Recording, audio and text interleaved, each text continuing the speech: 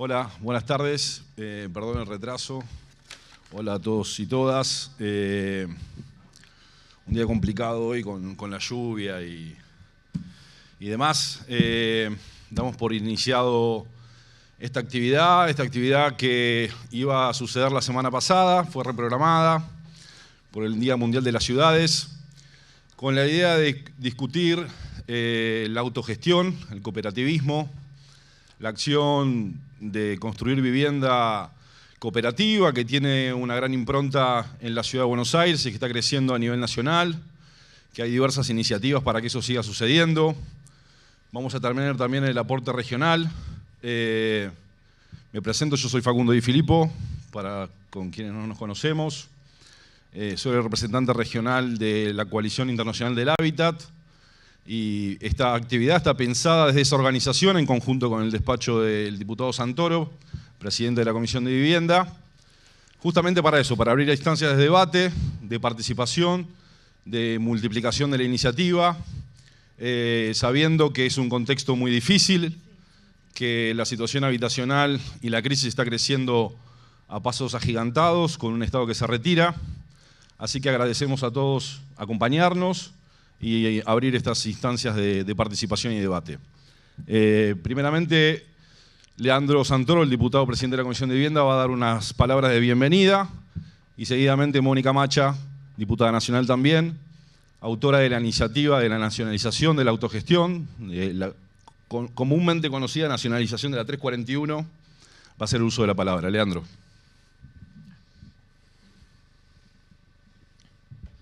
Muchas gracias, Facu, por la invitación. Gracias a ustedes por estar acá. Yo ahora me voy a tener que retirar en unos minutos, pero no quería dejar de pasar a saludar y obviamente agradecerles a todos el esfuerzo por poner este tema en la agenda. Se termina una etapa para mí porque me voy del Congreso. Me voy habiendo dado peleas importantes, pero con el sabor amargo de no haber logrado que el tema de la vivienda se ponga en la agenda de discusión. Y creo que esto sucede básicamente porque en nuestro país el problema de la vivienda es una desgracia que se vive en términos personales, pero no hemos logrado que se traduzca en una demanda política. Fíjense lo que acaba de pasar en Nueva York, que un alcalde, Mamdani. El alcalde Mamdani consigue hacer una elección histórica poniendo un tema en agenda, que es la necesidad de hacer accesible su ciudad, ponerle un techo a los alquileres y además llevar adelante una política de gratuidad que permita que la ciudad de Nueva York sea accesible para personas comunes y corrientes, no solamente para los súper ricos. Y eso tiene mucho que ver con lo que nosotros también tratamos de hacer en la Ciudad de Buenos Aires en el 2023, poner en agenda la necesidad de pensar servicios públicos en función de las personas reales y no de las personas ideales que vendía el PRO como vecinos de la ciudad. Solíamos decir en campaña que el gobierno de la ciudad es un amigo al cual no le podés ir a tocar la puerta porque nunca te va a atender si te pasa algo, que lo vas a tener si está todo bien. Pero nadie se imaginaba, ni se imagina hoy, ni al Estado de la ciudad, ni a ningún otro Estado, para hacer justicia con lo que estoy diciendo, interviniendo en un problema concreto de la vida cotidiana. Salvo honrosas excepciones, como puede ser alguna crisis alimentaria o algún problema frente a alguna catástrofe natural, muchos de los problemas que nosotros como ciudadanos tenemos no hemos logrado transformarlos en demandas. Y por eso no hay políticas públicas concretas. En el caso de la ciudad de Nueva York, me parece que se consiguió y creo que queda pendiente en la Argentina. Y particularmente en esta ciudad también. Es una ciudad que tiene una lógica inmobiliaria producto de la especulación, que no ha tenido en ningún momento de su historia la intención de planificar la construcción y regular el mercado en función de los intereses de las personas, sino que lo ha hecho solamente en función de los intereses de la rentabilidad económica, que tiene contrastes horrorosos como la existencia de 200.000 viviendas vacías mientras hay 400.000 personas que viven en situación de calle y que se ha montado también una tendencia global que nos preocupa muchísimo, que es la inquilinización, el abandono del sueño de la casa propia y la naturalización de la inquilinización como forma de subsistir. el 26% de la gente hace 10 años atrás era inquilino, hoy estamos casi cerca del 40%. Y en más de una oportunidad he puesto un ejemplo que me gustaría compartir con ustedes porque hace a la necesidad de poner en agenda el problema de la vivienda de manera urgente. Un día vino un amigo y me dijo, ¿vos sos consciente que esta es la última generación de jubilados propietarios? Que dentro de muy poco vamos a empezar a ver jubilados inquilinos y que esos jubilados inquilinos muy probablemente van a tener que elegir entre comer, comprar medicamentos o pagar el alquiler y van a terminar siendo jubilados en situación de calle. Y la verdad que se me heló la sangre, porque no lo había pensado. Y empecé a interiorizarme sobre un problema que a todas las ciudades en el mundo las obliga a repensar su estado social, que es la eliminación del bono demográfico. ¿Qué significa esto? Que aumenta la expectativa de vida, baja la tasa de natalidad, hay más gente pasiva que necesita en general de cuidados y menos gente activa en condiciones de aportar. Y esta es una tendencia que tiene mucho que ver con lo que está pasando hoy en el mundo, con las formas de producir, con el avance científico y tecnológico, con el cambio de expectativas, con el cambio de pautas de consumo, que no ha sido abordado en su integralidad por casi ningún país en América Latina.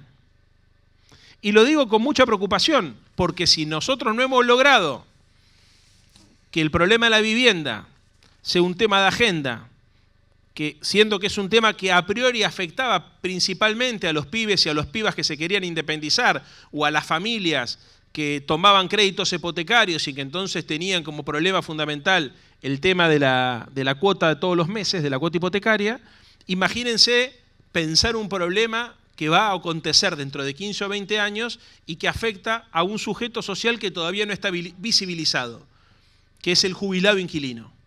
No está. Por eso es importante entender que las políticas de vivienda se tienen que tomar de manera integral. Nosotros decíamos antes de ayer en la comisión, es el cuarto pilar del estado de bienestar. El primer pilar, podríamos decir, es la salud, el segundo es la educación, el tercero es la seguridad. Bueno, el cuarto, sin lugar a duda, en igualdad de condiciones, es la vivienda. Es un servicio público que además el Estado, porque es un derecho, tiene que garantizar. No es solamente un negocio. Siempre decimos lo mismo, no está mal que se hagan negocios con la construcción inmobiliaria. El error es pensar que la vivienda solamente es un negocio. Es también un derecho. Y como es un derecho, es un servicio público que tiene que estar garantizado por el Estado. Y acá agrego esto para terminar. También hay que reconocer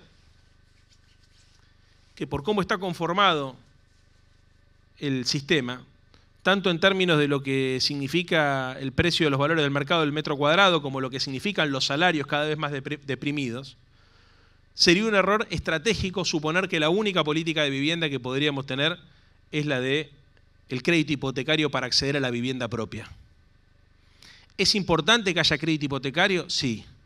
Ahora, si los precios de las propiedades suben en dólares y los salarios en todo el mundo y en la región más y en la Argentina mucho más, no paran de caer hace muchos años, por lo menos 10, entonces es obvio que no puede ser de ninguna manera la única política pública el crédito hipotecario o incluso la construcción pública para la venta.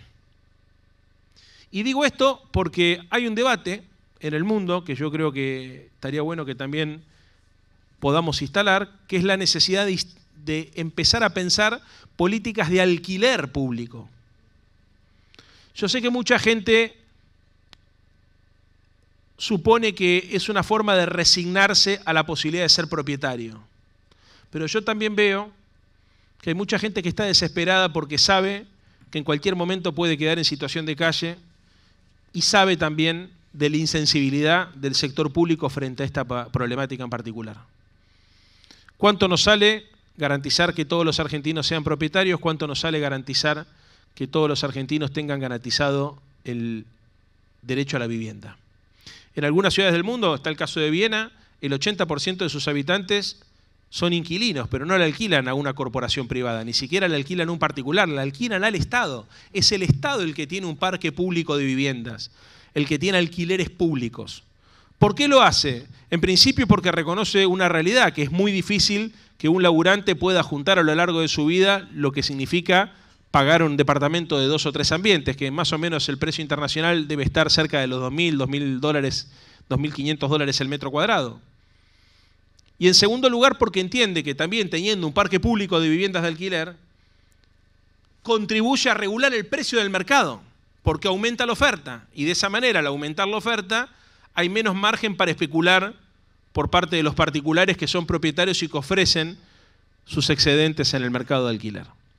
Digo esto para sintetizar un poco la posición, porque entiendo perfectamente hacia dónde va esta reunión y la construcción que todos ustedes vienen llevando, pero también les tengo que pedir una mano para que podamos complementar cada una de nuestras posiciones.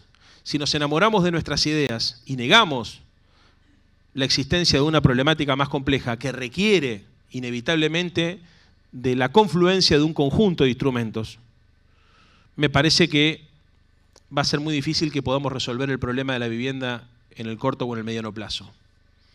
No estoy diciendo bajo ninguna circunstancia que abandonemos cada una de las iniciativas que hemos llevado adelante a lo largo de nuestra vida. Acá hay gente que se ha dedicado a la construcción cooperativa, acá hay gente que ha peleado mucho por garantizar el derecho a la vivienda, pensando en un mercado hipotecario con tasas subsidiadas que le permita a los laburantes poder acceder a esa propiedad, que históricamente ha sido como la expectativa más importante que hemos tenido los que somos hijos de inmigrantes o nietos de inmigrantes en nuestro país, pero también les pido que empecemos a pensar cómo hacemos para resolver de manera urgente e inmediata un problema que está por estallar frente a nosotros. Y para eso es imprescindible combinar políticas. No resignar banderas, pero incorporar otras banderas. No resignar ninguna lucha, pero incorporar otras luchas. Entender la complejidad del asunto. Para el que está desesperado porque no tiene dónde vivir, la posibilidad de un crédito hipotecario o de una construcción social realmente es una quimera. Para el que está desesperado, la respuesta de 15, 20, 30 años es una respuesta que equivale a decir resignate a vivir en situación de calle. Conozco casos de personas que tienen mi edad, cerca de los 50 años, que están verdaderamente angustiadas porque ya son conscientes que siendo monotributistas no van a tener ninguna oportunidad de calificar para ningún crédito y son conscientes que muy probablemente cuando les toque jubilarse van a tener que optar entre comer o pagar el alquiler. Y esa demanda, o esa demanda particular, tiene que transformarse en una demanda social. Y para que haya una demanda social, el conjunto de los sectores de la sociedad civil que tienen el problema de la vivienda en su agenda, están obligados a ser solidarios con las distintas formas que esta problemática adquiere en cada uno de los estratos de nuestra sociedad. Porque si entre todos no logramos instalar la necesidad de una respuesta pública, la respuesta de una acción colectiva como mecanismo para garantizar que este derecho se cumpla, bueno, no esperemos nada del mercado, porque ya sabemos lo que va a hacer. El mercado se va a limitar exclusivamente a seguir especulando, a seguir construyendo para garantizar la rentabilidad, sin tener el más mínimo interés en incluir a nadie. Así que, tratando de aportarle algo al debate, que sé que por ahí no era lo que estaba en agenda, pero honestamente creo que hay que pensar en que las construcciones colectivas están obligadas a mirar más allá de nuestra propia realidad. Si nosotros no somos capaces de entender la complejidad del entramado y no somos capaces de entender que las ideas se enriquecen siempre en combinación con otras perspectivas y con otras miradas, va a ser muy difícil, creo yo, recuperar la iniciativa de un Estado que cumpla un papel y que garantice el ejercicio de un derecho. Así que les dejo esta inquietud, sabiendo que seguramente en este debate van a encontrar otras soluciones que se van a ir sumando a las que ya hemos comentado recién. Gracias.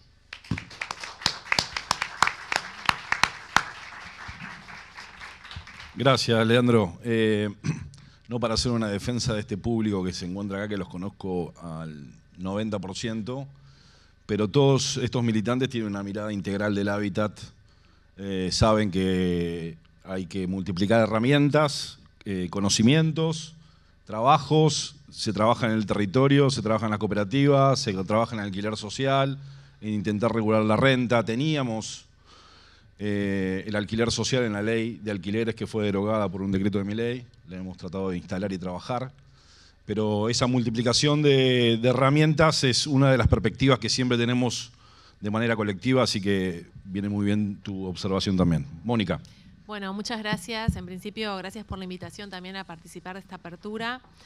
Bueno, sí, yo creo que claramente este contexto político hace todo mucho más complejo, más difícil. Coincido con esto que vos traías de la ley de alquileres, una ley que para nosotros fue trabajada con Habitar Argentina, con las organizaciones, y que teníamos una muy buena ley, perfectible, pero una buena ley que permitía de algún modo regular el aumento de alquileres, la cantidad de años, que además eso fue construida, vieron que, no sé, seguramente escucharon durante mucho tiempo y todavía a veces se plantea que es una ley del PRO, pero nosotros los que estuvimos ahí sabemos que casualmente el que estaba en la presidencia de legislación, creo que la legislación general, era un diputado del PRO, pero la construcción de esa ley la hicimos con las organizaciones.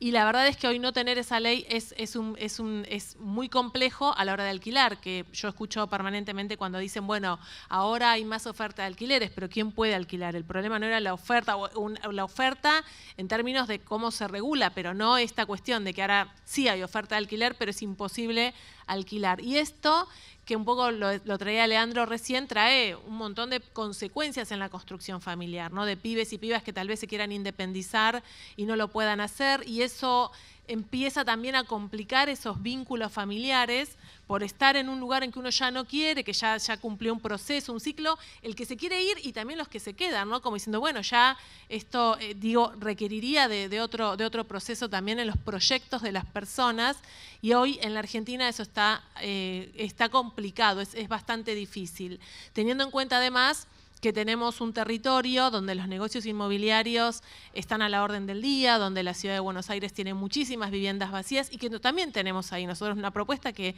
es el impuesto a la vivienda ociosa, ¿no? Como para poder pensar en qué estrategias o qué reglamentación nos permitiría una situación un poquito mejor. Esto no está... También tenemos que ver un poco en términos federales lo que está pasando en las provincias del sur, en las provincias del norte, donde no solamente la disputa por las tierras raras o por los bienes comunes, los bienes naturales comunes, sino que también atrás de eso hay negocios inmobiliarios y de algún modo el corrimiento de muchos pueblos indígenas está vinculado a la idea de llevar adelante esos negocios inmobiliarios con gobernadores que lo acompañan, ¿no? También esto es, y que de algún modo criminalizan esa protesta, estigmatizan a los que defienden las tierras ancestrales. Bueno, todo este panorama que no es nuevo con Milei, pero que Milei claramente lo profundiza. Y en ese contexto, yo creo que poder pensar en la producción social autogestionaria del hábitat popular es un gran desafío. Yo creo que hubo momentos donde estuvimos más cerca, ahora estamos un poco más lejos de ese objetivo, pero yo creo que hay que seguir peleándola y que hay que seguir logrando, por ejemplo, que ese proyecto tenga estado parlamentario. Y me parece acá importantísimo aclarar que es un proyecto que hoy lleva mi firma como primera autora, pero que los autores y las autoras son los compañeros y compañeras del movimiento de ocupantes e inquilinos, ¿no? Que ellos vienen trayendo esta experiencia, vienen planteando la necesidad de contar con este proyecto que a lo largo de los años ha tenido varios autores, diputados y diputadas, y es más, es un proyecto que cada vez que lo representamos le agregamos alguna cosita más, ¿no? En la última presentación, bueno, poder dotarlo tal vez de una mirada ambientalista, que está, digamos, pensando en las compañeras, ¿no? Con una perspectiva feminista, porque estamos ahí también pensando en las nuevas problemáticas o las nuevas situaciones que encontramos en la vida social, en la vida cotidiana, y que nos parece importante que este proyecto también pueda contener. Un proyecto que plantea que esto sea una política nacional, que por supuesto plantea la creación de un instituto y un fondo. O sea, obviamente hablarlo en el contexto de Milei es muy, de algún modo es incompatible. Pero yo creo como feminista que nosotros tenemos que resistir e insistir con las cosas que queremos lograr y con los proyectos y las formas de vida en que queremos llevar adelante esos proyectos de vida. A mí me parece muy importante la idea de la autogestión, que por supuesto no es solamente la distribución de la renta, que es la distribución de la riqueza, sino que también es la distribución de poder, ¿no? Porque en definitiva poder pensar en una lógica autogestionaria pone a esos compañeros y compañeras a la hora de pensar la vivienda y el hábitat, ¿no? Porque para nosotros tal vez el concepto que es más interesante es el de acceso al hábitat, por todo lo que conlleva y en ese sentido, bueno, poder pensar cómo desde un gobierno poder dar esa conversación para replantear otra forma de pensar entonces la construcción del hábitat, la posibilidad de contemplar y que esos saberes de tantas organizaciones sean parte de la discusión política y de las definiciones que se toman. Me parece importante también esto que contiene el proyecto, que es poder pensar en la propiedad privada, pero también en la propiedad comunitaria. O sea, yo creo que es un proyecto que nos está hablando de la construcción de una sociedad totalmente distinta y por eso creo que no tenemos que dejar de hacerlo. Porque está claro que este caos o que esta ultraderecha impone valores, impone metodologías, pero nosotros no somos tampoco pocos, ¿no? O sea, somos un montón que venimos con muchas experiencias, que hay un recorrido en cómo pensamos el acceso al hábitat y que eso tiene que tener un lugar de discusión. Y por supuesto que un proyecto de ley es un lugar, una herramienta. Por eso mantener el estado parlamentario del proyecto es fundamental. Lograr que en algún momento se pueda discutir en la comisión también es importante. Y esto lo traigo porque la verdad es que cada vez que nosotros, bueno, Leandro es presidente de la Comisión de Vivienda, yo soy presidenta de la Comisión de Mujeres y Diversidad. Y lo cierto es que si bien nosotros tenemos una potestad y podemos plantear el tratamiento de distintos proyectos, la posibilidad de tratarlo en la comisión tiene que ver con un consenso, porque nosotros cuando llevamos un poco la práctica acá es que llegamos a discutirlo en una comisión cuando hay un acuerdo de una mayoría para poder avanzar en la discusión, en el dictamen y todo lo que conlleva el trabajo legislativo. Bueno, ese consenso en este momento está como más difícil de lograr, pero a mí me parece que igualmente lo tenemos que intentar permanentemente. También estoy terminando este periodo como diputada nacional a fin de este año, quedan pocos días, pero me voy a la provincia de Buenos Aires, me voy a la legislatura provincial. Y creo, recién lo hablábamos ahí con Carla, con Néstor, que es importante poder pensar en este proyecto en términos provinciales, ¿no? Que si no lo logramos a lo nacional, bueno, está la experiencia que se pudo hacer en Cava, y eso es otro dato muy importante, porque todas las líneas, los artículos que contiene el proyecto que trajeron los compañeros del MOI, tiene la experiencia realizada. Entonces, esto no es una instancia que solamente nos imaginamos cómo podemos vivir mejor o cómo podemos pensar en un proyecto autogestionario, sino que tiene la riqueza y la potencia de experiencias que se pudieron realizar. ¿Y qué es lo que pasó con todas esas personas que fueron parte de ese proceso autogestionario? Y para cerrar, hay algo que siempre, que la primera vez que se lo escuché a Néstor me pareció muy importante, muy necesario, que es el derecho a la belleza. El derecho a la belleza de los barrios populares. Y me parece tan importante cuando a veces pensamos en la construcción de viviendas, lo que antes llamábamos viviendas sociales, y son todas iguales, y es todo como el enlatado, esto, ¿no? La autogestión también implica poder definir cómo quiero que sea esa vivienda, junto con los compañeros y compañeras con quienes voy a construir. A veces es construcción, a veces es la recuperación de inmuebles que ya existen. Digo, ahí es un proyecto que tiene además mucha variedad a la hora de pensar opciones. Y bueno, finalmente digo esto, también ese derecho a la belleza, que no sea solamente la potestad de determinados sectores sociales, sino que sea para poder pensar en ese derecho para todo un pueblo, ¿no? El acceso a la vivienda desde esta lógica, la idea del tiempo que implica conformar una cooperativa, porque ahí hay mucha riqueza. Vuelvo al tema de la riqueza en la experiencia. Quienes han tenido que acompañar procesos de construcción de cooperativas saben lo complejo que es y saben que no es para todas las personas en todos los momentos, ¿no? Hay un momento donde las personas que van a ser parte de esa cooperativa tienen la paciencia, la tenacidad, la templanza para ser parte de un emprendimiento cooperativo. Y el proyecto, porque se funda en la experiencia que los compañeros ya hicieron en Cava, comentaba, también plantea el tiempo para construir esa cooperativa. Y que las personas que dicen, a mí me interesa estar en una cooperativa de vivienda, bueno, transitémoslo, veamos a ver qué significa ser parte de una cooperativa. No es solamente anotarse en un listado de la cooperativa tal o cual, sino que hay también una construcción democrática y una construcción y un planteo de construcción de poder. Todas estas cosas tiene este proyecto que siempre vienen, que traen como una bandera a los compañeros y compañeras del movimiento de ocupantes e inquilinos, que me parece, vuelvo a repetir, que tiene que tener siempre vigencia y que en definitiva es la invitación a un modo distinto de vivir y pensar y construir el hábitat popular. Nada más. Muchas gracias. Gracias Mónica. Me quedo con lo que mencionaba Leandro en forma, entiendo, de autocrítica, de que la política no problematiza el problema de la vivienda. Acá tenemos dos que sí, hay otros que también. La idea es que sigamos también trabajando sobre incorporar la agenda de los problemas amplios y diversos del hábitat en la agenda política de los partidos, de las instituciones, del Estado, etc. Así que gracias. Muchas gracias. Muchas gracias.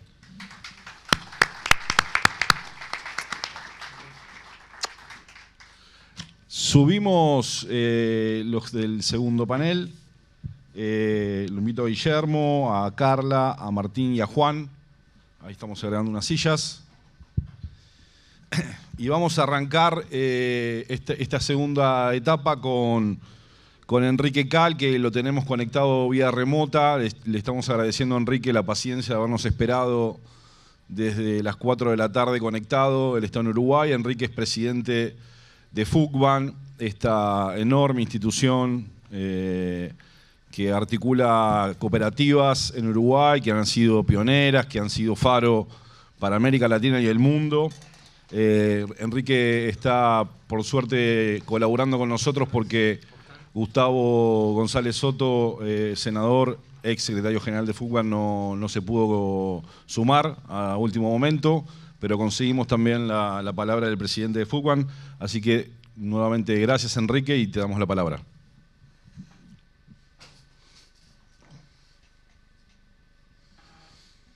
Venía de Argentina, de gente conocida. Y bueno, y al resto de compañeros y compañeras de la JIC que deben estar siguiendo esto vía online. Intentando brindar un aporte a esta reflexión en torno a la autogestión, dos o tres cositas que nos parece importante en este tiempo disponible. Lo primero es contarle a los compañeros y compañeras que puedan estar mirando. FUCBAN es la Federación Uruguaya Cooperativa de Vivienda de Ayuda Mutua. Tenemos dos características importantes en nuestras cooperativas, y es que los cooperativistas, las familias, participan en la construcción, y la segunda es que la propiedad de las viviendas es colectiva, o sea, nadie es dueño de su vivienda, sino que la cooperativa es la propietaria, y tenemos un documento que nos permite gozarla, usarla durante nuestra vida, y luego está amparado por los derechos sucesorios, derechos hereditarios. O sea, somos usuarios de la vivienda y no propietarios. Esa vivienda nunca entra al mercado inmobiliario, nunca entra a ser parte del juego especulatorio que hoy hablaba el diputado, que es como el paradigma neoliberal. En este momento estamos pasando a las 750 cooperativas de vivienda en todo el país, afiliadas a FUCBAN, un total de entre 38.000 y 40.000 familias, estaba con los números viejos, y hablamos de más de 100.000 personas involucradas con el movimiento y con las cooperativas de vivienda. Además, FUCBAN tiene ya 55 años de historia. Empezamos siendo 3 cooperativas en una experiencia piloto que se desarrolló en la década de los 60 y que dio origen a la ley del año 68, que es un poco la que voy a entrar ahora. Hoy, y también con un déficit de vivienda, un déficit cuantitativo muy similar al que hay hoy en día, a pesar de que hace más de 60 años que tenemos una ley vanguardista, una ley pionera en la región y en el mundo. Hoy Uruguay sigue teniendo un problema de déficit habitacional cuantitativo importante. Estamos hablando de en el entorno de 80.000 familias que no tienen una vivienda adecuada, que no tienen vivienda. Si le agregamos el déficit cualitativo, estamos hablando de un entorno de 300.000 familias que tienen problemas con su vivienda, o no la tienen o tienen problemas con su vivienda. Por eso, a veces también decimos que contar con el marco normativo y el marco jurídico no alcanza para solucionar el problema de la vivienda. Por otro, contarles algunas cuestiones. Nosotros hablamos de algunos instrumentos políticos que son los que permiten el desarrollo del modelo cooperativo, el desarrollo del modelo de cooperativa tal cual lo concibe y lo ampara Fugman.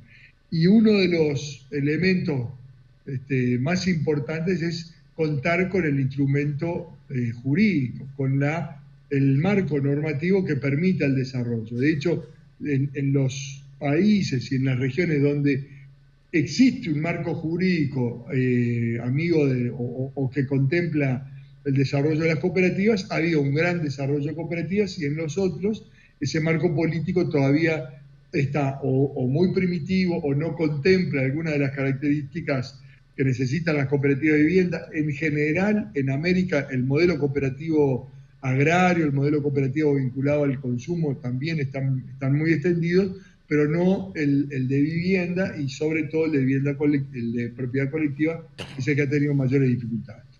Nosotros tenemos una gran ventaja, es que en un Uruguay que tenía una gran crisis económica en la década de los 60, y que se empezaba a tejer también ahí, a ver una crisis política, los influjos de todo lo que venía de injerencia extranjera y la posibilidad de injerencia a partir del Plan Cóndor y todas esas cuestiones, Uruguay estaba teniendo una crisis social y económica, política, social y económica bastante importante. En ese marco es que se genera la ley 13.728, la Ley Nacional de Vivienda, donde a instancias de uno de los senadores con un fuerte compromiso social vinculado a la Iglesia Católica, al progresismo, dentro de la Iglesia Católica, ve la oportunidad de generar una endija en esa ley que intentaba básicamente promover la industria de la construcción como una industria dinamizadora del tema económico, captadora de capitales y de inversiones extranjeras, y además se intentaba promover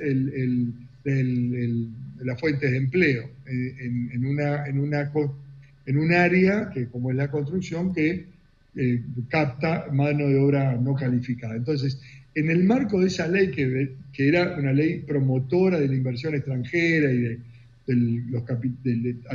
para atracción de capitales, se genera un capítulo que permite, que crea el cooperativismo y permite que sectores de clase media baja y clase baja, pero con ingresos regulares, puedan acceder a una vivienda digna, haciendo real algo que está en la Constitución uruguaya y que a veces no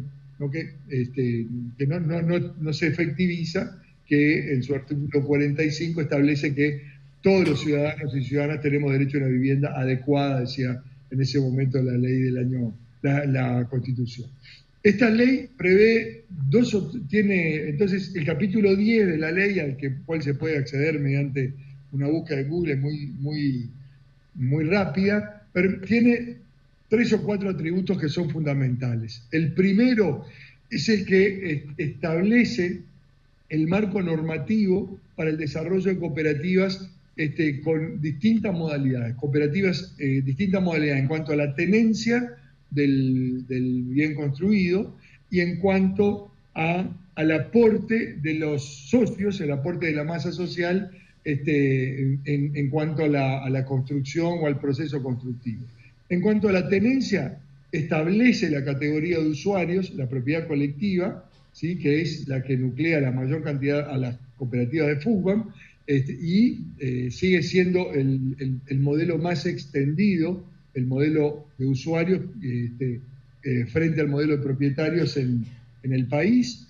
El modelo de usuario, en cuanto a la tenencia, la característica de usuarios y la característica de propietarios, que es una trampa y es algo que quedó puesto en la ley, pero en realidad el modelo de propietarios goza de todos los beneficios que tienen el modelo de usuarios en cuanto a la exoneración al interés bajo puesto al servicio de una vivienda de interés social, a las posibilidades de acceso a materiales, etcétera, de algunos proveedores privados que establecen diferencia de usuarios, al acceso a la tierra también, pero una vez que construyen, y algunos construyen con ayuda mutua, los propietarios estamos hablando, una vez que se termina el proceso de construcción, de amortización, o sea, la devolución del préstamo al Estado, existe las cooperativas de propietarios hacen una innovación del contrato y tanto la parcela de tierra que le corresponde a cada vivienda como lo construido encima de esa parcela de tierra puede ser comercializado porque cada uno pasa a ser propietario de ese pedazo de tierra y de esa construcción, y la vivienda que fue construida bajo el amparo de la ley cooperativa, de la ley de usuarios, de la ley nacional, pero los beneficios de usuarios, puede ser comercializada en el mercado inmobiliario al precio que el propietario decida. Entonces, no ampara, no queda, se usan los recursos del Estado, los recursos que ponemos todos, y a los 25 años esa vivienda pasa a integrar el mercado especulatorio en una, para nosotros, una barbaridad legislativa, pero bueno, debe haber sido parte de las concesiones que se tuvieron que hacer en el año 68. Y la otra, bueno, claramente es el aporte, ¿qué es lo que aportan las familias cooperativas? Las familias cooperativas aportan, si es bajo la modalidad de ayuda mutua, aportan en ayuda, en trabajo en la construcción de las viviendas, el 15% del costo del proyecto total. Y eso equivale aproximadamente entre 21 y 25 horas semanales que tiene que trabajar cada familia durante el tiempo que dure la obra, 2 años, 3 años, según el cronograma que ha presentado el arquitecto o la arquitecta. Entonces, ese 15% en la modalidad de ayuda mutua se aporta en fuerza de trabajo durante el tiempo de la obra, y ese es el caso de las cooperativas de ayuda mutua, y también están las cooperativas de ahorro previo, que todo esto que acabo de mencionar está en la ley del año 68, la 13.728, y que es a partir de ahí que se genera el desarrollo de cooperativo de viviendas más importante en el país. Y bueno, y en el año 70 se funda FUNGAM. Las cooperativas de ahorro previo tienen que ahorrar antes de recibir el préstamo la mitad de ese 15%, y antes de que termine la obra la mitad restante. O sea que son familias que tienen capacidad de ahorro, no tienen que trabajar porque se hace mediante la construcción, mediante la contratación de una empresa privada, y lo que los cooperativistas de FUGAM aportamos en trabajo, ellos lo aportan en dinero efectivo. La otra cuestión es la financiación, ¿sí? La ley prevé la financiación, crea una moneda ficta, que es la UR, que toma como base el índice medio de salario, con las trampas que tiene el índice medio de salario, porque toma el trabajador, el portero de la fábrica, pero también toma al gerente. Entonces el índice medio nunca es el reflejo de la mayor parte de la población. La población por lo general está por debajo de ese índice medio de salario. Pero la UR también fue otra concesión que tuvo que hacerse en ese momento. Es una unidad ficta, ajusta mensualmente, y que para los cooperativistas el ajuste efectivo se hace en todos los septiembres. O sea, todos los septiembres reajusta la UR, los cooperativistas quedamos con las patas para arriba hasta que pasa un poco el tiempo y volvemos a recuperar el equilibrio salarial. Y la otra cuestión son dos cuestiones más desde el punto de vista financiero. Desde el punto de vista económico es que el interés quedó fijado al 2%, es un interés del 2% anual, que es un interés razonable, que no tiene una finalidad de lucro, es el interés que le asegura al Estado la no pérdida del valor de la moneda a lo largo de los 25 años del préstamo y asegura también el retorno por la administración de ese préstamo durante 25 años, que ese es otro elemento, el plazo de devolución. Son 25 años. Se está escuchando, estoy teniendo un eco complejo ahí, no sé si seguimos teniendo calidad en la comunicación. ¿Sí? Sí.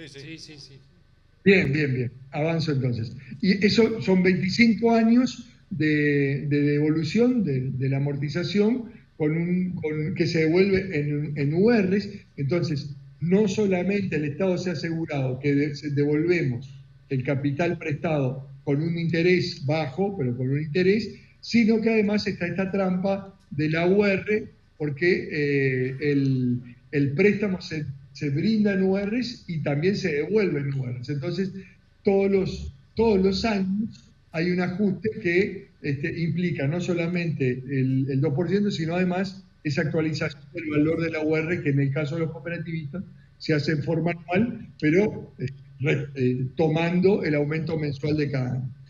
En cuanto a la autogestión, para nosotros es fundamental. O sea, las cooperativas de FUWAM autogestionan gestionan sus préstamos, y eso es fundamental. O sea, no hay una entidad externa a la cooperativa que gestione.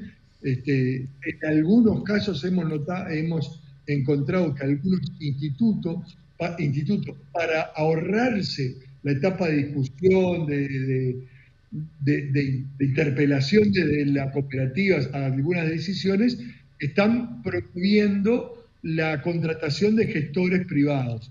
Eso le quita autonomía en las decisiones a la cooperativa, porque también la contratación de gestor privado es un gestor de confianza del instituto, y además va desvirtuando el modelo hacia una gestión privada de los fondos que brinda el Estado, privada en el sentido de que la cooperativa, la finalidad social, se va perdiendo porque esa gestión no está financiada por el préstamo, entonces sale de la calidad de las viviendas. Evidentemente porque los técnicos no sacrifican porcentaje de ganancia en torno al préstamo que otorga el Estado. Entonces tiene que salir sí o sí de la calidad de las viviendas. La otra cuestión es que durante la etapa de obra, ya sea en una cooperativa de ahorro previo como en una de ayuda mutua, pero en la de ayuda mutua esto se amplifica más, porque en la de ahorro previo a veces la empresa constructora que se contrata para construir tiene todo el paquete cerrado, entonces no hay forma que la cooperativa pueda incidir, salvo que haya voluntad expresa de la empresa contratada en gestión, en la búsqueda de precios, etc. En la de ayuda mutua, es la propia cooperativa, la cooperativa se torna una empresa constructora durante el tiempo de obra, donde los obreros, los peones, somos los cooperativistas, y sí contratamos a algún personal idóneo si hay que la cooperativa no tenga. Pero bueno, en mi caso yo soy docente y tengo que ir a hacer pozo y a levantar tareas, ponerme a la orden del capataz. Pero la gran ventaja es que la autogestión de la organización genera que eliminemos la intermediación. Entonces, esa plata prestada por el Estado es mucho más eficiente el gasto que realizamos las cooperativas de ayuda mutua, porque somos las que buscamos precios, somos las que hacemos la contratación directa, somos las que generamos la compra a escala. Entonces no es lo mismo ir a comprar 1 o 2 puertas que ir a comprar 50 puertas y eso nos permite movernos con mucha más flexibilidad en el mercado de compras para acceder a mejores precios. Hay consecuencias directas sobre la obra construida, pero también para el Estado es mucho más eficiente el gasto y mucho más económico. Las cooperativas de vivienda estamos construyendo con un promedio de gasto hoy escuchaba al diputado hablar del precio de la construcción privada, y él hablaba de $2.000 el metro cuadrado. Yo diría que mucho más. Acá en Uruguay estamos hablando de un piso de construcción privada de $2.500 el metro cuadrado, y de ahí para arriba, de acuerdo a la suntuosidad de la vivienda. Y en las cooperativas estamos construyendo entre $980 y $990 el metro cuadrado.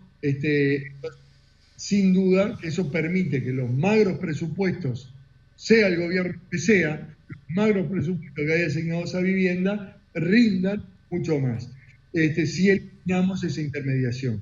Eso es fundamental. Por eso decimos, la experiencia internacional que hay, nosotros hemos logrado que el público, que distintos países tomen el modelo. En el caso de Centroamérica es un modelo que está extendido, en el caso de El Salvador es el que tiene mayor desarrollo del modelo cooperativo parecido al de FUGAM, similar al de FUGAM.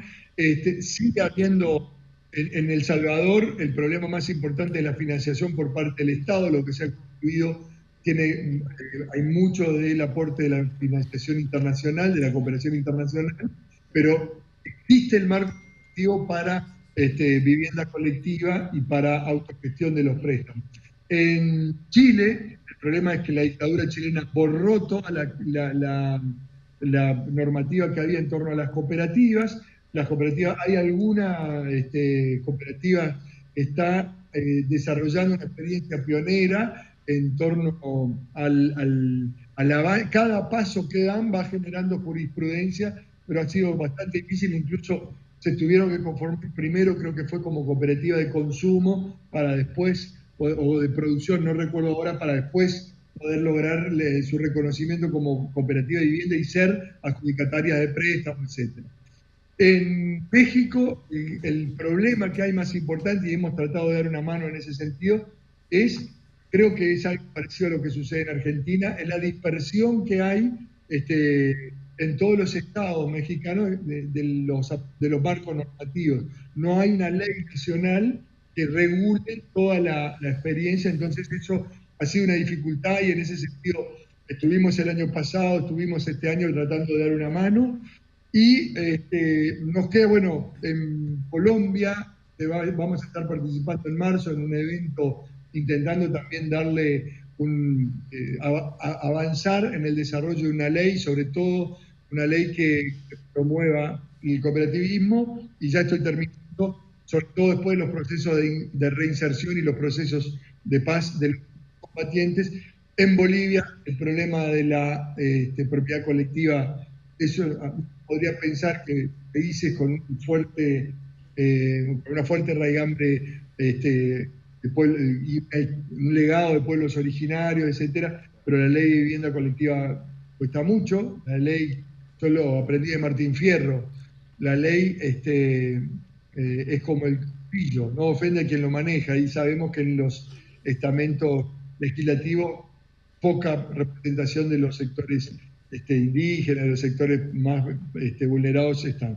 No quisiera extenderme más, porque me dijeron que eran 15, 20 minutos y me pasé uno. Así que estamos ahí. No, disculpa, Facundo, yo te había dicho que estaba un poco complicado. Tengo 10 minutos para alguna pregunta que pueda surgir. Después, lamentablemente, me tengo que retirar del evento. Gracias, Enrique. La dinámica estaba pensada para que las preguntas vengan al final, pero ya que Enrique se tiene que retirar, cualquier cosa, si hay alguien que quiera hacer alguna consulta. Yo, si querés, en torno a Sí, a Inés ahora le pasamos la palabra o reproducimos la pregunta, porque básicamente vos mencionabas que nos estaban viendo, no pudimos tener salida en vivo de esta actividad, sí está siendo grabada y va a ser después difundida por todas las redes, incluso las de HIC. Ahí me parece que está bueno porque vos hiciste mención obviamente al modelo neoliberal de las ciudades, a cómo fueron sacando o logrando conquistas en determinadas leyes que en realidad estaban pensadas para otro desarrollo inmobiliario. Y estaría bueno una breve opinión tuya de lo que fue la ley de vivienda promovida, porque también fue muy difundida, acá muy defendida por determinados sectores, y en realidad la conclusión es que no generó parque habitacional para sectores populares ni trabajadores. Entonces me parece que estaría bueno alguna mención en torno a eso. Y Inés... Facundo, sí, sabés que no supongo que la compañera está formulando la pregunta, lo que pasa que... No escuchás. Ya, claro, no escuché nada. No, te resumo brevemente. Hay una nueva acción del gobierno nacional que puso a la venta un parque habitacional construido por el Estado de viviendas del plan Procrear. Inés mencionó cerca de 15.000. Que están saliendo a subasta pública sin la finalidad de que ellos vayan para sectores que requieran o califiquen para esa vivienda, sin cumplir con el plan original para el cual fueron construidas, para librarse de ese parque habitacional. Y lo que ella quería consultarles a ustedes también es si esto sucede en Uruguay, que con el cambio de gobierno hay... o se frena la construcción de la obra pública o hay esta alternancia tan marcada que las políticas cambian tan radicalmente. Esas son las dos consultas, así después vamos avanzando con el resto del panel. Gracias, Enrique. Sí, mirá, Uruguay, primero, por ejemplo, la política de cooperativas de vivienda tiene 55 años. Empezó antes de la dictadura, continuó durante y ha construido en gobierno blanco, colorado, de coalición, de izquierda y de coalición reciente y ahora de izquierda nuevamente. O sea, y en todos hemos tenido avances y dificultades. Uno hasta podría pensar que se ha construido más durante los gobiernos de izquierda, con políticas más sensibles hacia el desarrollo social de las clases más perjudicadas, pero en realidad cuando se construyó más fue paradójicamente durante el gobierno en el año 68, 69, con gobiernos de un sector de la derecha bastante duro, no podría decir la extrema derecha, pero era lo más corrido a la derecha de los partidos tradicionales, el gobierno Pacheco Areco. En cuanto a cantidad de viviendas, no cantidad de cooperativas. Lo otro, no se han registrado cambios tan bruscos como el que ustedes acaban de nombrar con este cambio en el poner viviendas construidas por parte del Estado con fondos de todos a la venta y a la subasta, que me imagino que los trus inmobiliarios ahí deben estar todos prendidos comprando para después hacer negocio con la vivienda que pagamos todos. Eso acá no ha sucedido y sería quemar la pradera acá en Uruguay, ¿no? Eso no podría suceder, Fugan está atento. Fugan y todas las organizaciones sociales. Acá lo que han habido sí son políticas más clientelistas o menos clientelistas que promueven más la participación de los protagonistas en los proyectos según el color del gobierno y según también su perfil ideológico, atendiendo los sectores más vulnerados de la sociedad. El plan Avanzar, que empezó, que lo creó el gobierno anterior, era claramente una cuestión ahí de las familias de alojamiento, de asentamiento se anotaban, salían sorteadas, se le entregaba una vivienda en la que no participaban. El cego de este gobierno es que puedan participar un poco en la obra, que tengan algún tipo de participación, pero no se interrumpe el plan de un gobierno a otro, aunque hayan sido de perfiles ideológicos bien diferentes. Aunque no tan diferentes. Yo quiero decir que también gobiernos de izquierda, hoy tenemos que poner eso un poco arriba de la mesa. Bueno, gobiernos con cierto sesgo progresista. Y la otra cuestión, con respecto a la pregunta así sobre la vivienda promovida, es una vergüenza y un esperpento creado por la izquierda en su anterior pasaje por el gobierno, donde el nombre fue Ley de Interés en Vivienda, de Inversión en Vivienda de Interés Social, la LIVIS, no recuerdo ahora el número, pero si lo googlean así aparece rápidamente, donde después por la vía de los hechos y por el cuestionamiento, la crítica y la denuncia pública, terminaron hablando de ley de vivienda promovida, pero aún hoy se llama Ley de Inversión en Vivienda de Interés Social. Es un disparate lo que hizo hace 2 gobiernos anteriores. Se generó una situación que a las claras no tiene nada que ver con el interés o con la fundamentación que está a texto expreso en el cuerpo introductorio de la ley. Hoy tanto es así que después de la crítica y después de haberla sostenido durante 10 años en el periodo anterior, el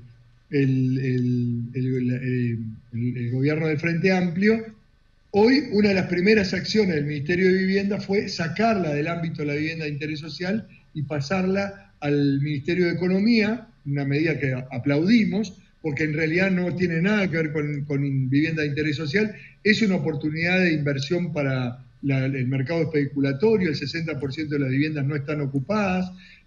El gobierno de la derecha, el periodo anterior, lo que hizo fue profundizar el disparate, porque le quitó algunos topes que tenía el gobierno, que tenían los precios de las viviendas, que era parte de la ley, y habilitó la construcción de monoambiente para esa construcción. Una vivienda que está exonerada de como 6, 7 impuestos, exoneración que no tenemos la cooperativa de vivienda, y el único resultado es el aumento de las ganancias del sector inversor, del constructivo y del inmobiliario.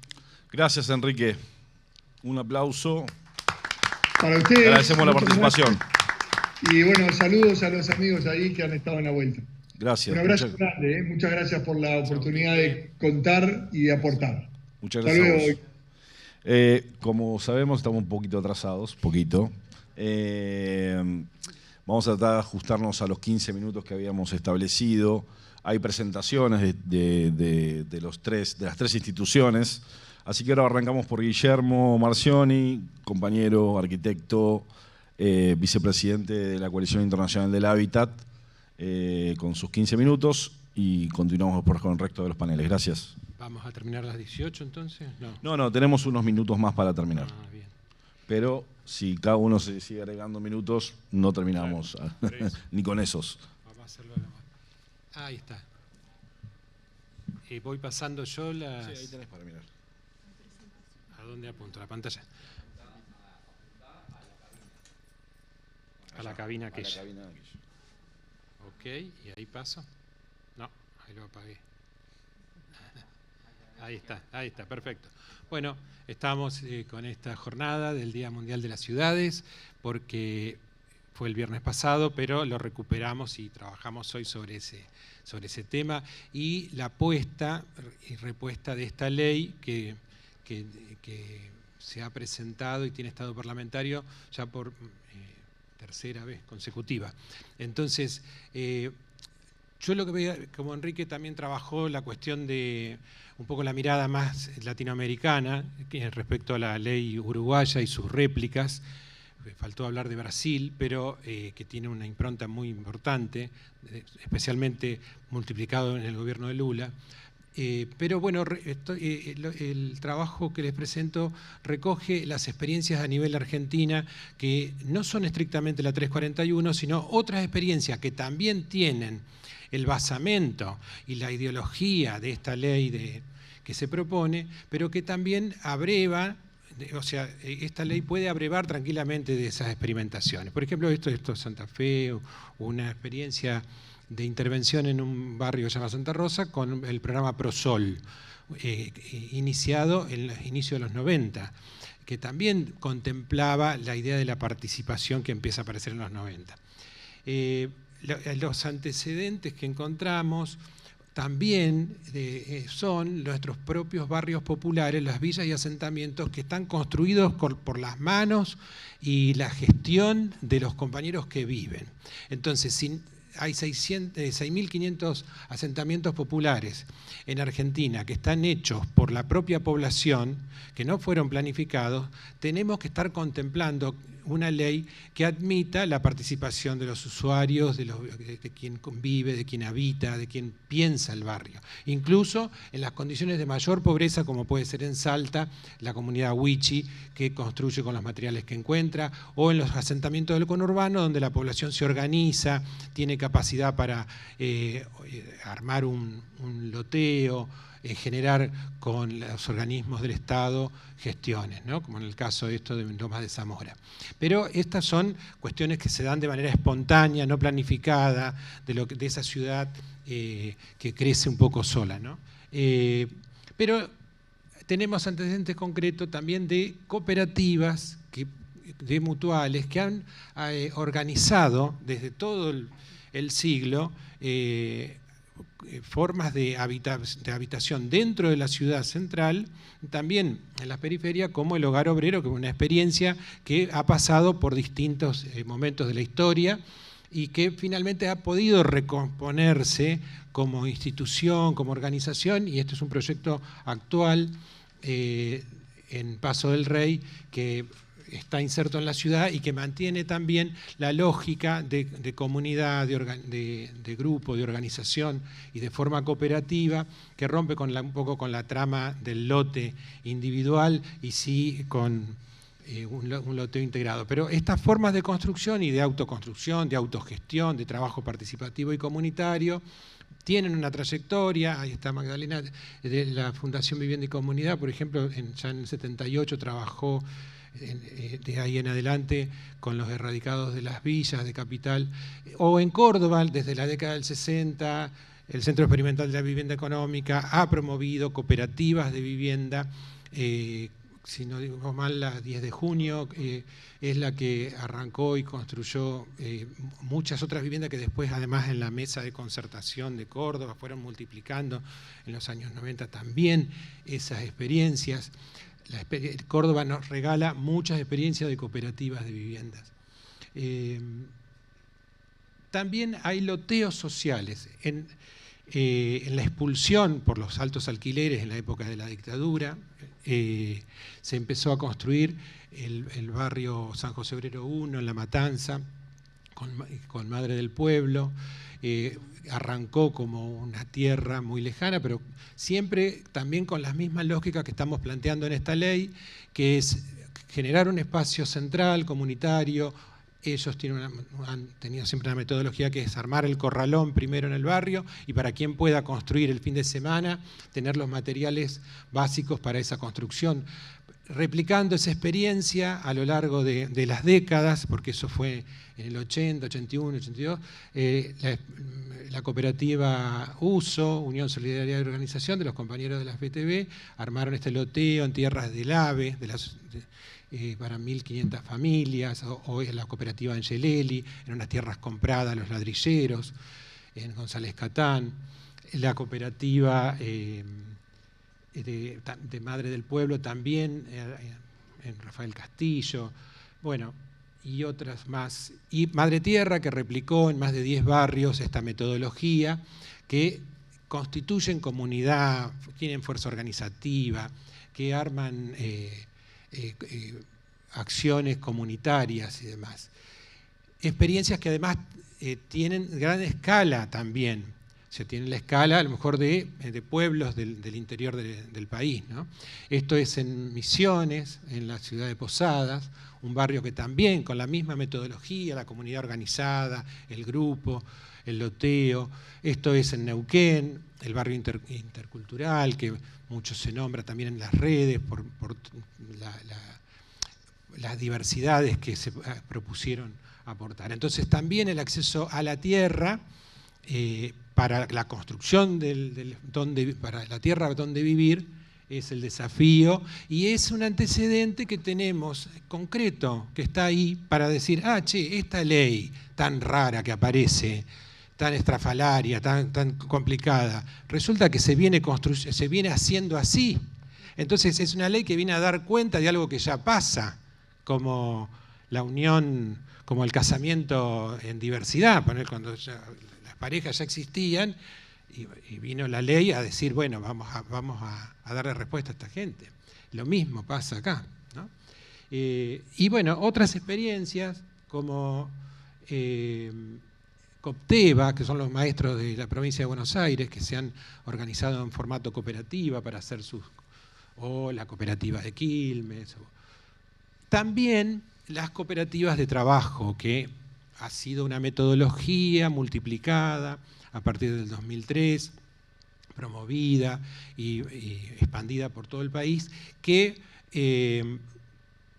hemos conocido y también transitado y que han producido vivienda a lo largo de todo el territorio nacional bajo el Plan Federal de Vivienda, con formatos de participación, con integración de la mujer en el trabajo, con la comunidad comprometida, a veces estrictamente autogestionario para quienes habitan y otras veces no, la cooperativa, pero también es un antecedente muy cercano, muy expandido, que lo conocen en todas las provincias y con personerías jurídicas que están todavía vigentes, que pueden contemplarse al momento de pensar esta ley. Son los que conocen el entramado de la construcción y quienes están ahí, a los que no hay que explicarle demasiado de esta ley, simplemente es involucrarlos para que sean parte también de esta propuesta. Ahí, por ejemplo, es en un barrio de una localidad cercana a Salta, Güemes, donde cada cooperativa construía algunas viviendas, y esto es en Jujuy, donde se trabajó con otras tecnologías típicas de la quebrada de Humahuaca que tienen que ver con el adobe de tierra y demás. Entonces, también el Fondo Nacional, miren qué lindo nombre, un Fondo Nacional de Vivienda, qué buen nombre, ¿no? En Argentina existe un Fondo Nacional de Vivienda, como el que recién nos contó el compañero de Uruguay, que arranca más o menos para la misma época y parte de la misma etapa de la historia. Desde ese Fondo Nacional de la Vivienda tenemos una estructura en todo el país que se sostiene y que sostiene, porque no es que es complicado que sean 24 legislaciones, sino que nosotros tenemos un país federal y ese país federal tiene también cada uno un instituto provincial de vivienda y ese instituto provincial de vivienda tiene particularidades. Así como el Instituto de Vivienda de la Ciudad de Buenos Aires armó la 341, en otras provincias se hicieron experiencias similares, que tienen en algún caso ley, en algún caso tienen algún programa específico. Este es uno en provincia de Buenos Aires que con los mosaístas, los que hacen mosaicos, se llama Sindicato de Mosaístas. Y los mosaístas hicieron sus viviendas también en tierras de ellos. Las cooperativas y mutuales de la 341 están compiladas, es un trabajo muy bello, muy lindo, que hicieron las compañeras de la UBA y recoge las experiencias de muchos protagonistas que están acá sentados, de las organizaciones como la del MOI, la OPAU, las compañeras y la misma federación también todos juntos y otras experiencias que no están justo dentro de esas redes, sino también llevando adelante.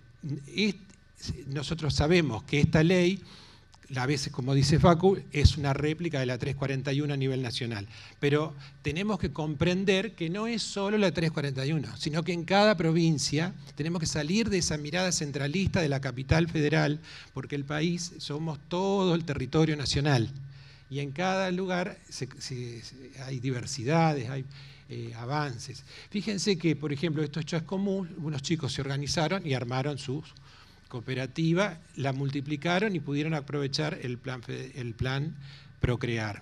En Jujuy, otra mutual, y recientemente se armó el programa ARCA en el marco de la Secretaría de Integración Sociourbana, donde le compraron tierras las organizaciones sociales.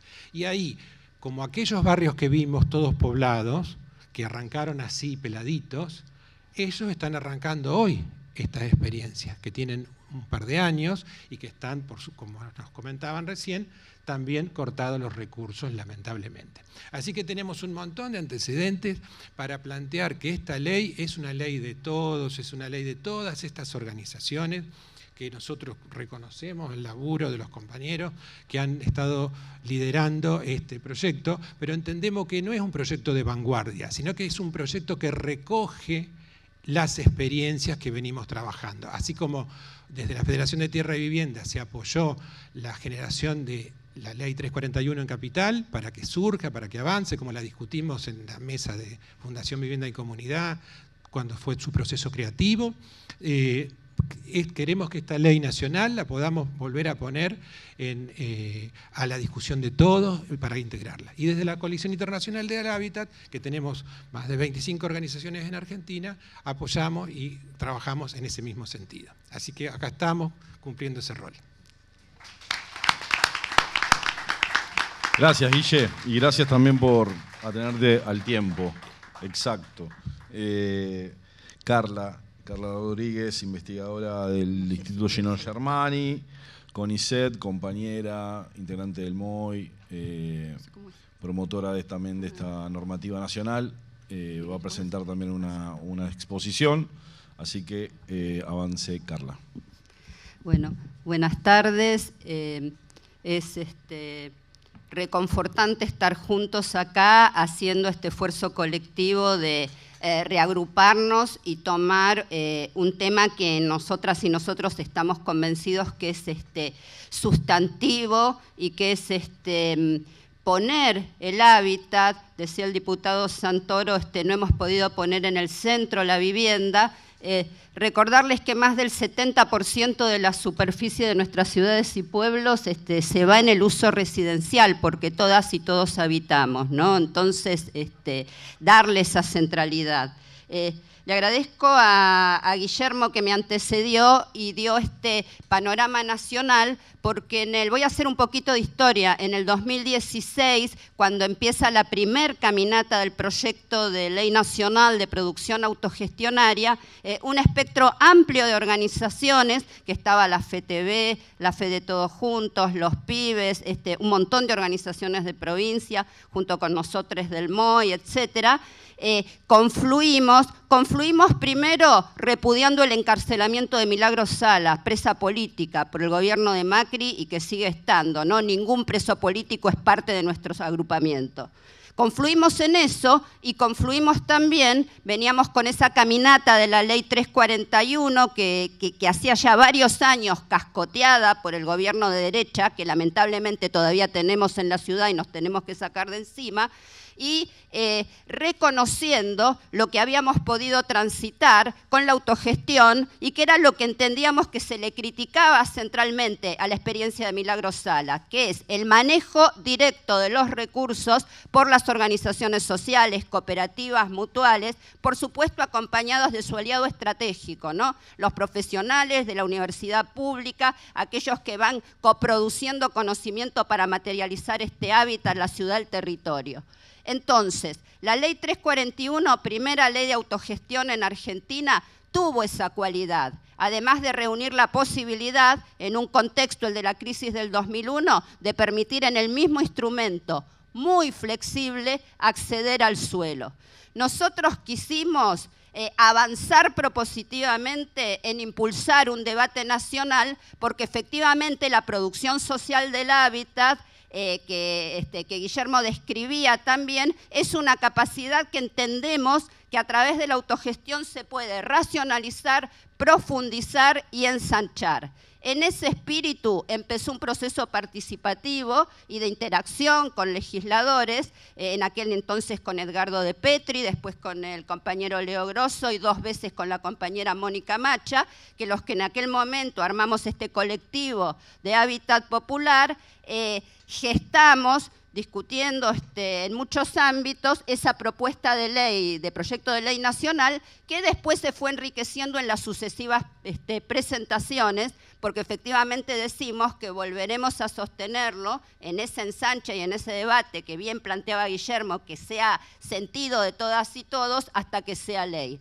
Entonces, está en el corazón lo que en el idioma del MOI llamamos unidad social de producción autogestionaria, pero que es el encadenamiento cooperativo de esas cooperativas de vivienda u organizaciones mutuales u organizaciones sociales con personería, lo que importa es que sean organizaciones colectivas realmente existentes, con esas cooperativas de trabajo que generan trabajo, producción de bienes de uso, ¿no? La idea de la autogestión es esa triactoralidad, los profesionales de la universidad pública, de las ONGs, generando estos encadenados entre cooperativas de vivienda u otras organizaciones, cooperativas de trabajo y ese conocimiento para materializar el hábitat como bien de uso. Entonces la ley genera como una caja de instrumentos, por eso propone que tiene que articular interescalarmente con políticas de las provincias, pero crear banco de tierra para la producción autogestionaria,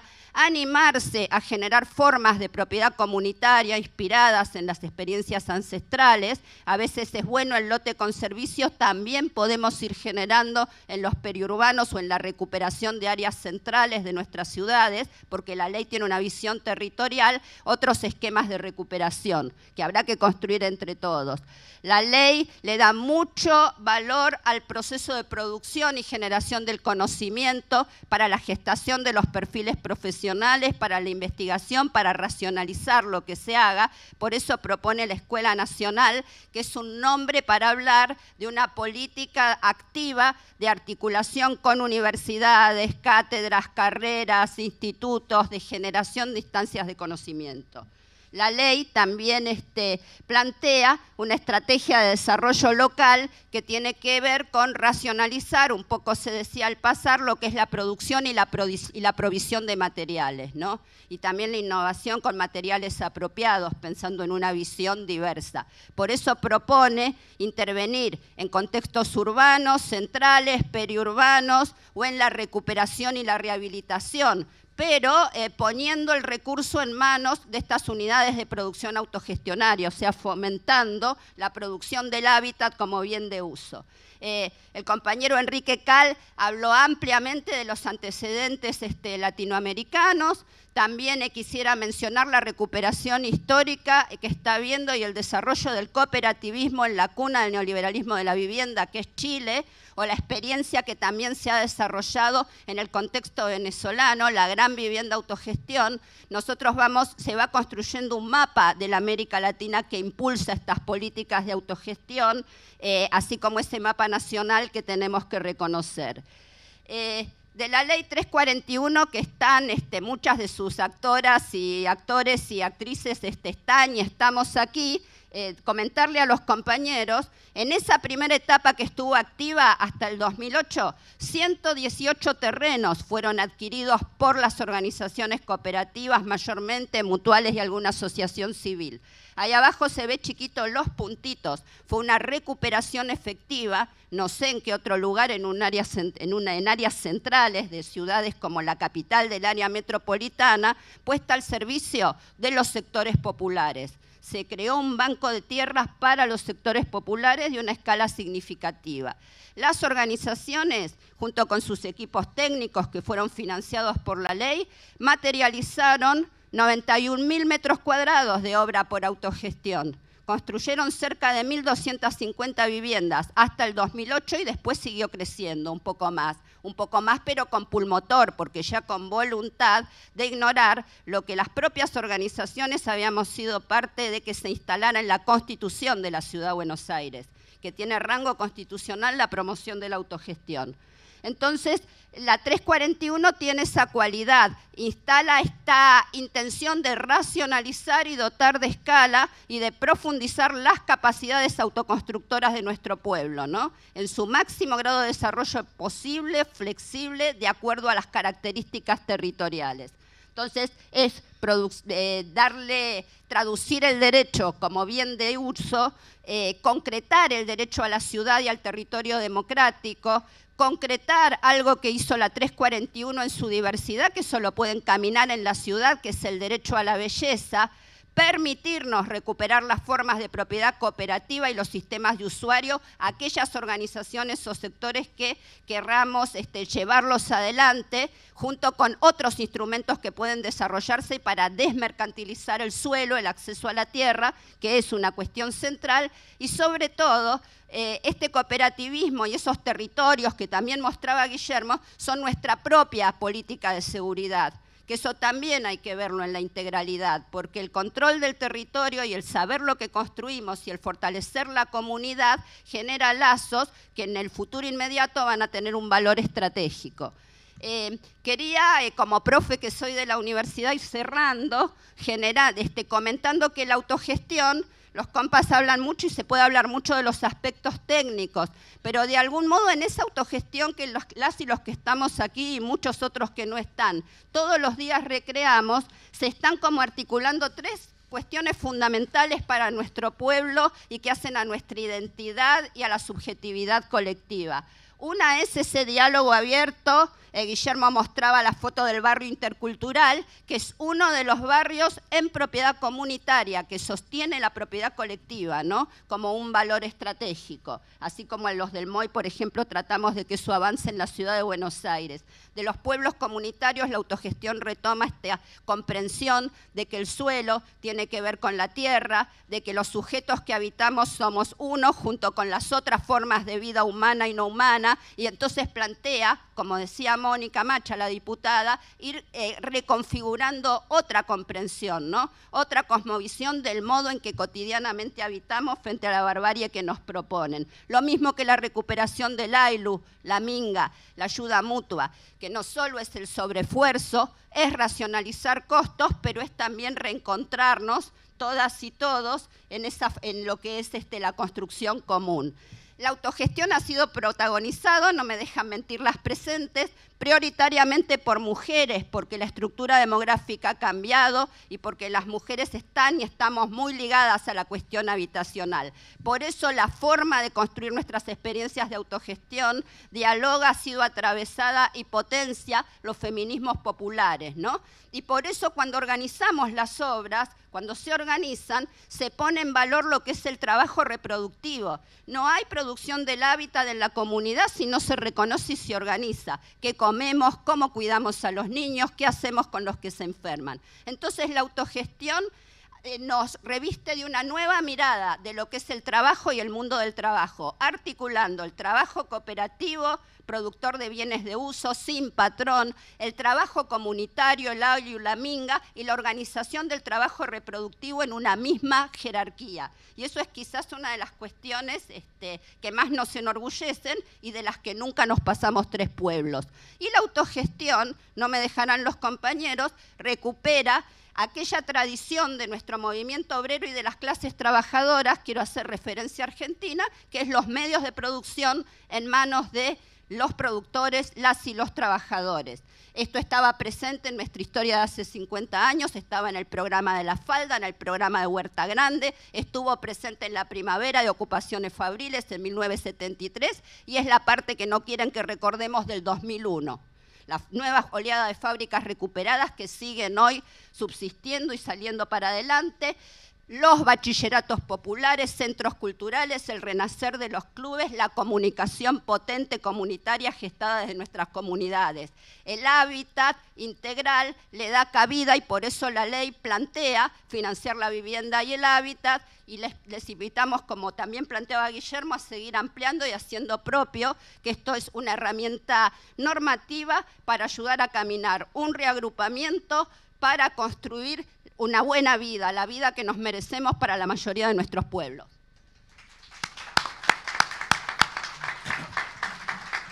Gracias. Gracias, Carla. Gracias también por rescatar la presencia de compañeros y compañeras de varias cooperativas, de la 341, también de la 324, por allá está Blanquita, una ley amiga, compañera. Nico están presentes también con alguna experiencia autogestionaria en provincia de Buenos Aires, en la zona de Luján. Este evento también disparó mucho requerimiento del interior, de compañeros que están con algunas iniciativas. Me escribió Mariana Enet, una compañera también que es de HIC, que ya está con un proceso con la Escuela Municipal de Autogestión en San Martín de los Andes, con el barrio Aitué, que es un nuevo barrio que están organizando, con una experiencia también de autogestión. Se va multiplicando esto, hubo requerimiento de las cooperativas de Amapola, el grupo de compañías de Bariloche, en fin, experiencias que van creciendo. Ya hay otras de larga trayectoria en diversas provincias, aunque no tengan ley ni nacional ni provincial, la autogestión, la experiencia cooperativa existe. Y para también hacer ese puente, ese vínculo, nosotros veníamos ya hace un tiempo queriendo articular de un nivel mayor con Cooperar. Cooperar, que es una federación nacional, que reúne una gran cantidad de cooperativas, que tiene también todo un desarrollo en el área de vivienda. Creemos que es un momento para empezar a encontrarnos aún más. Sé que hicieron una actividad hace poco tiempo acá en el Congreso, estuvo Mónica Macha presentando la normativa nacional que impulsan las organizaciones que se mencionaban, así que nos parece promisorio y ojalá este sea el inicio de una articulación mayor entre el universo de la producción social autogestionaria y las herramientas que está desarrollando el área de vivienda de Cooperar. Así que los presento a ambos. Ya saben que tienen que compartir el tiempo que tienen. Eso habíamos acordado de entrada. Si no se lo comunicaron, pero creo que tienen un video también, ¿no? Para pasar. Sí, tenemos un video. Los presento igual. Martín Tolosa, director de proyectos de FECOVIMA, también de Cooperar, y Juan Osorio de la Federación de Cooperativas de Vivienda de Matanza. Gracias a ambos por estar. Empezamos con el video y después agradecemos también a los compañeros trabajadores del Congreso que nos están ampliando el horario, la técnica, pero tenemos que ser también consecuentes con ellos. Al final, si queremos intercambiar, lo hacemos en el pasillo o arriba, porque el salón teníamos que haber entregado ya a las 18 horas, son 18:10. Gracias. Vamos a ser concisos. Dale. Bueno, primero que nada, muchas gracias por la invitación, muchas gracias a ustedes por el tiempo, para escucharnos. Bueno, soy el arquitecto Martín Tolosa, yo soy responsable de los proyectos de FECOVIMA, de la Federación de Cooperativa y Vivienda de La Matanza. ¿Acá? ¿Ahí me escuchan? Ahí estamos. Ahí estamos perfecto. Bueno, somos parte de estas 3.000 cooperativas que estamos aunados en Cooperar, que eso nos da ámbito nacional, de poder llegar a todo el país. Obviamente estamos también peleando con esta problemática del hábitat. Nosotros tenemos esta autogestión, esta experiencia. Entendemos de que hay créditos hipotecarios, sabemos que tenemos ese acceso a esa herramienta de parte del Estado, pero que también es muy difícil para el trabajador, para el laburante del día a día. Sabemos que para pedir un crédito uno tiene que tener sus saberes en blanco. Y eso es algo muy difícil y esta realidad nos lleva a que el cooperativismo es ese camino a tener la vivienda y la casa propia. Por eso es que nosotros lo que buscamos es aunar los esfuerzos de todos y que todos participemos desde la concepción primera, desde encontrar el lugar donde nos vamos a establecer, donde vamos a establecer el barrio. Por lo general nosotros siempre no estamos en las zonas centrales, nunca vamos a los lugares, sino que generamos urbanizaciones nuevas, ampliamos las ciudades, ampliamos los pueblos, buscamos lugares que el mercado inmobiliario no lo tiene en su radar. Entonces nosotros, comenzando con eso, partimos desde ese suelo que no tiene nada a darle servicios, a darle calidad de vida, a generar un proyecto y ese derecho a la belleza desde el proyecto, desde la arquitectura, desde darle un espacio a cada una de las familias, que después esos espacios se convierten en hogares. Entonces ese es nuestro trabajo y esa es nuestra experiencia, la que compartimos en los videos, que podrán ver que en las imágenes se ve que son edificios agradables, que lo pueden ver en que cualquier constructora o lideradora de emprendimientos inmobiliarios tiene en sus imágenes. Entonces, sin restarle la belleza, también le damos la calidad de vida y la calidad de hábitat, que era un poco lo que estaban hablando ustedes, que la verdad que me encantó lo que estuvieron diciendo, fue increíble. Nosotros también estamos acá para aportar, como bien decía, esta experiencia que tenemos. Nosotros sabemos que el sueño de la casa propia es a través de la autoconstrucción, de la ayuda, de la cooperación entre todos nosotros. Es el camino más directo que tenemos.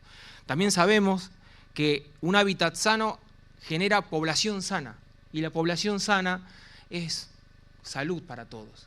Es una persona menos en una clínica, en un hospital. Por eso es que, nada, nosotros bregamos por eso, apoyamos y nada, no quiero extenderme mucho, quiero dejarle tiempo acá al compañero. Así que bueno, muchas gracias por su tiempo y bueno, le cedo la palabra acá, Juan.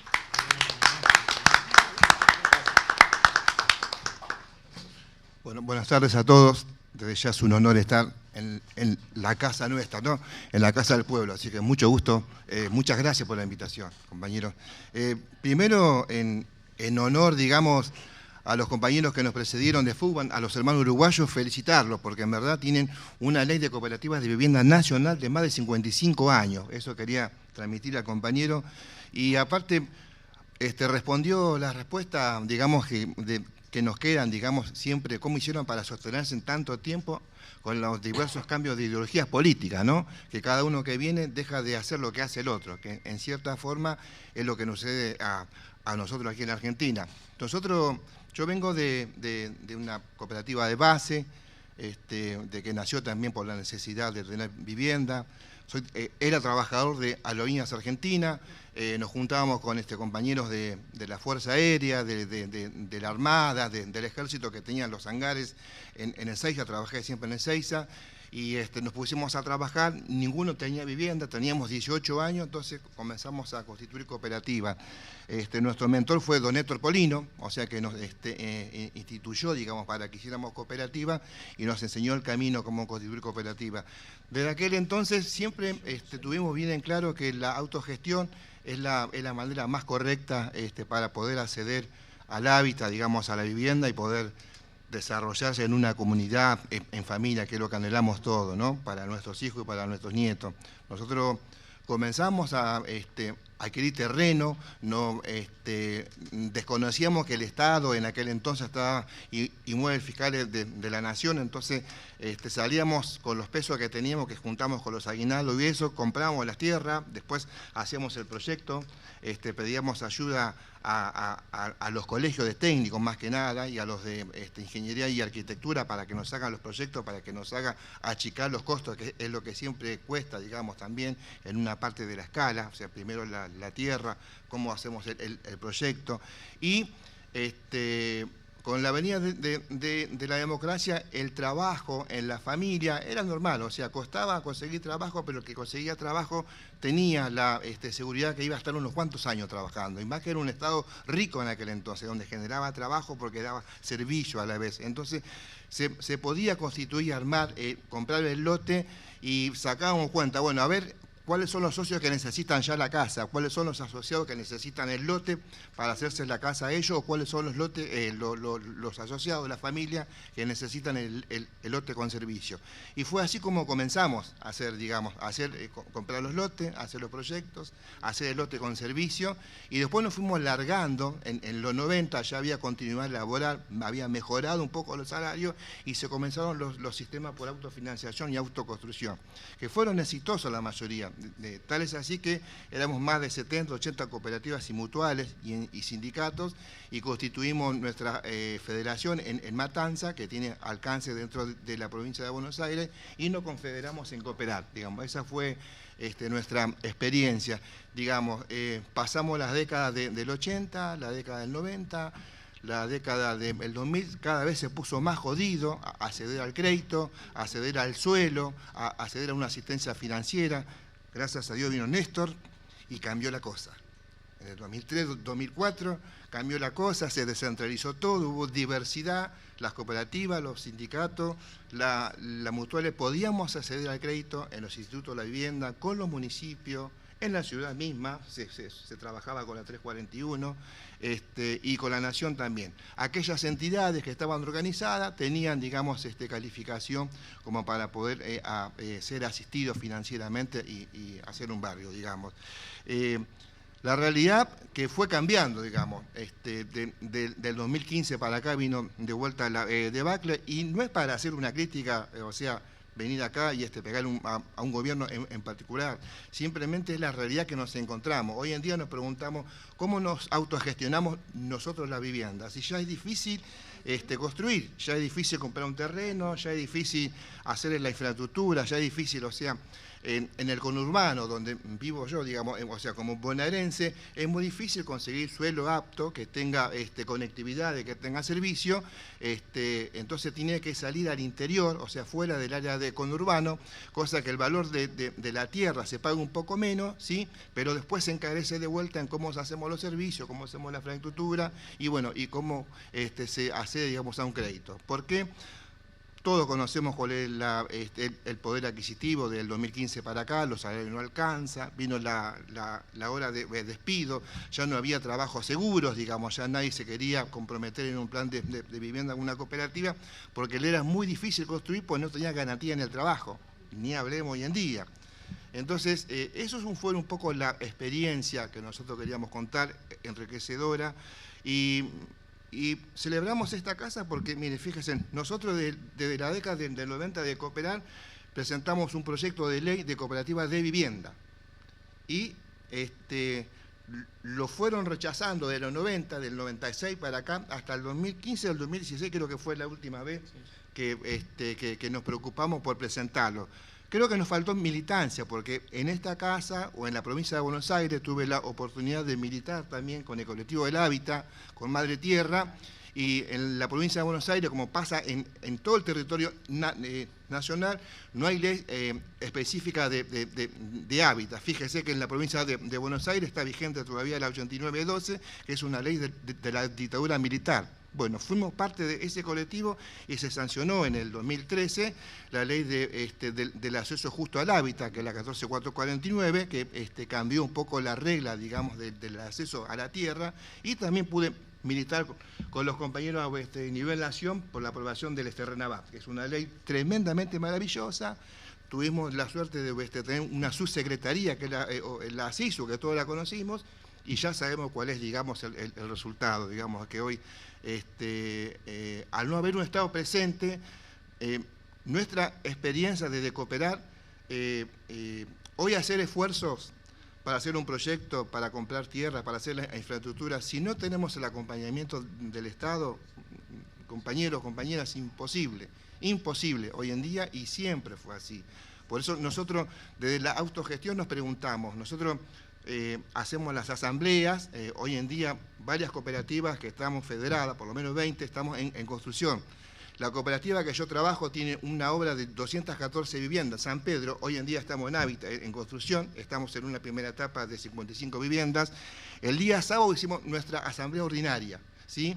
Y le tuvimos que rendir cuenta a nuestros socios que tenían que haber recibido la vivienda que se asociaron, porque el plan de trabajo estaba previsto en 12 meses y estamos en el mes 20 de obra. Bueno, en San Pedro, en la zona hay una particularidad que hay mucha lluvia, entonces al haber mucha lluvia es muy difícil trabajar.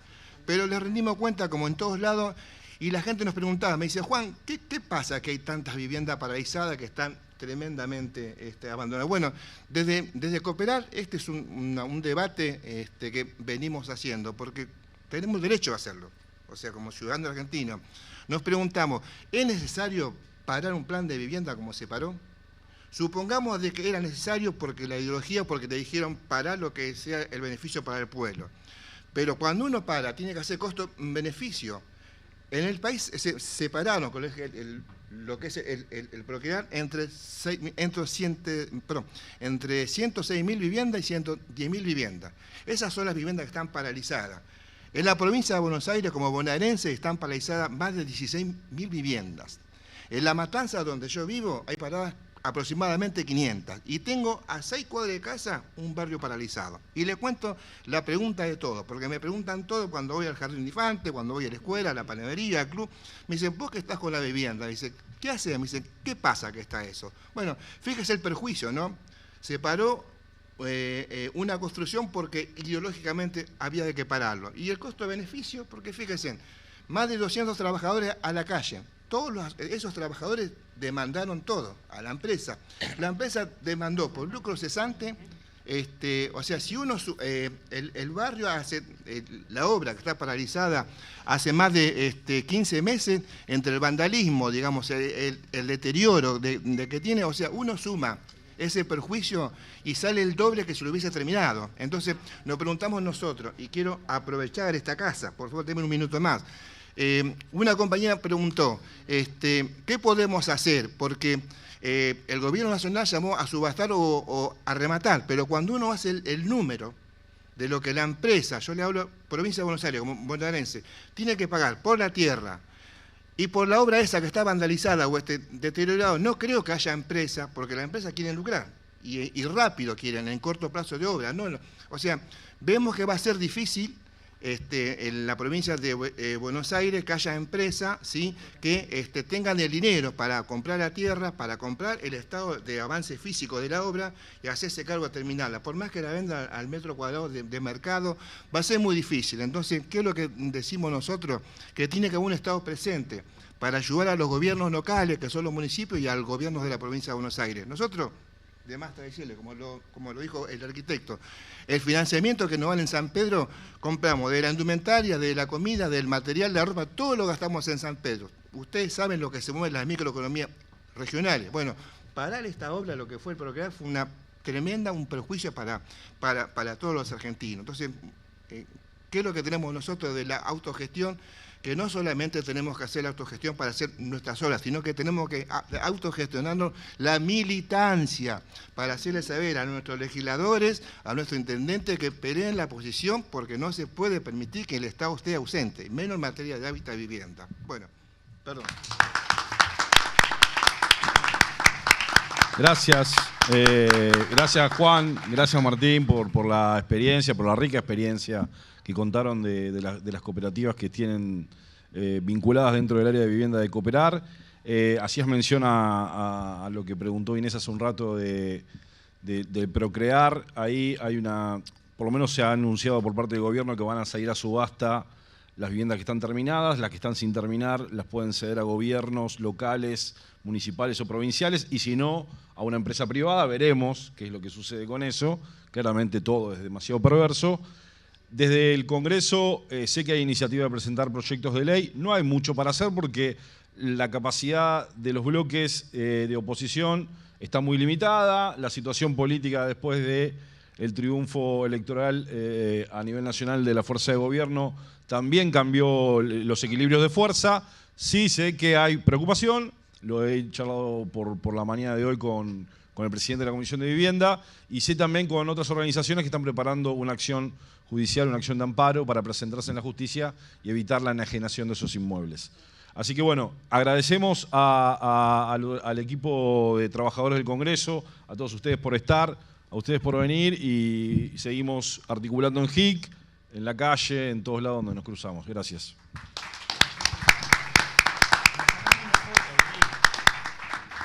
Si quieren nos sacamos una foto todos acá juntos con la bandera.